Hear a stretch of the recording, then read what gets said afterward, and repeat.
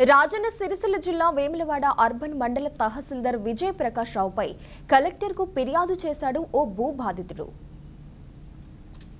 కోనరావుపేట మండలం సుద్దాల గ్రామానికి చెందిన బుర్ర రాజశేఖర్ అనే వ్యక్తి తనకు చెందిన సర్వే నంబర్ 216B 320D 320E/Aలో ఎకరం 7 గుంటల భూమిని అప్పటి కోనరావుపేట మండల తహసీల్దార్గా పనిచేసిన విజయ్ ప్రకాష్ రావు తనకు సమాచారం లేకుండానే ఇతరులకు పట్టా చేశారంటూ సిరిసిల్ల ప్రజావాణిలో కలెక్టర్కు ఫిర్యాదు చేశాడు.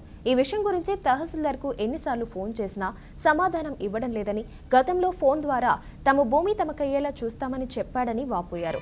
గతంలో తహసీల్దార్గా కోనరావుపేట మండలంలో విధులు నిర్వర్తించినప్పుడు పైరవీలకు ఎక్కువగా మొగ్గు చూపాడన్న ఆరోపణలు ఉన్నాయి. తహసీల్దార్ విజయ్ ప్రకాష్ రావు ఇప్పుడు వేములవాడ అర్బన్ మండలానికి బదిలీపై రావడం విమర్శలకు దారితీస్తోంది. రాజశేఖర్ సన్నా శ్రీనివాస్, మా తాతయ్య గారైనటువంటి బుర్ర రామయ్య పెద్దరాములు సన్నా పుల్లయ్య గారు ఒక ల్యాండ్ 216B 320D 320E/, ఎకరం 7 గుంటల ల్యాండ్. మన కొండరావుపేట ఎంఆర్ఓ గారు విజయ ప్రకాష్ గారు మాకు తెలియకుండా, మా నాన్న ప్రమేయం లేకుండా మా ల్యాండ్ను వేరే వాళ్ళకు రిజిస్ట్రేషన్ చేసినారు.